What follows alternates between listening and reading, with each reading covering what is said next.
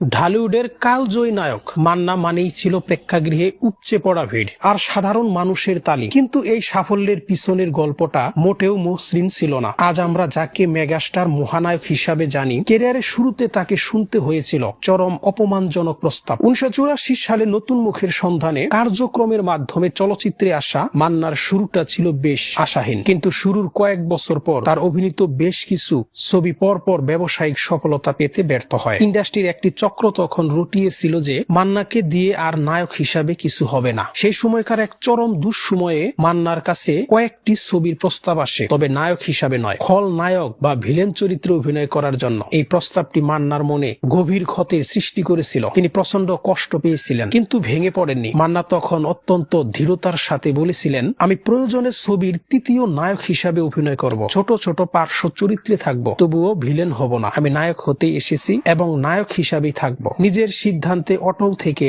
এরপর ছোট ছোট চরিত্রে অভিনয় শুরু করেন। অনেক ছবিতে তিনি ছিলেন দ্বিতীয় বা তৃতীয় নায়ক, যেখানে অন্য অনেক অভিনেতা দমে যেতেন। সেখানে মান্না প্রতিটি ছোট চরিত্রকেই নিজের অভিনয়ের মাধ্যমে জীবন্ত করে তুলেছিলেন। তিনি ধৈর্য ধরে অপেক্ষা করেছিলেন সঠিক সময়ের জন্য। 90-এর দশকের শুরুতে কাজী হায়াতের দাঙ্গা এবং পরবর্তীতে ত্রাস সিনেমার মাধ্যমে মান্না তার জাত চেনান। সাধারণ মানুষের অধিকার নিয়ে কথা বলা, প্রতিবাদী কণ্ঠস্বর এবং নিজস্ব ডায়লগ ডেলিভারি তাকে সাধারণ দর্শকদের কাছে জনপ্রিয়তার তুঙ্গে নিয়ে যায়। এরপর আম্মাজান সিনেমার অভাবনীয় সাফল্য তাকে বাংলা চলচ্চিত্রের এক গুচ্ছত্র অধিপতিতে পরিণত করে। যে মানুষটিকে একসময় ভিলেন হওয়ার পরামর্শ দেওয়া হয়েছিল, তিনি হয়ে ওঠেন ইন্ডাস্ট্রির সবচেয়ে নির্ভরযোগ্য এবং এক নম্বর নায়ক। মান্নার এই জীবন কাহিনী আমাদের শেখায় যে নিজের উপর বিশ্বাস থাকলে এবং লক্ষ্য ঠিক থাকলে যে কোনো প্রতিকূলতা জয় করে শীর্ষে পৌঁছানো সম্ভব।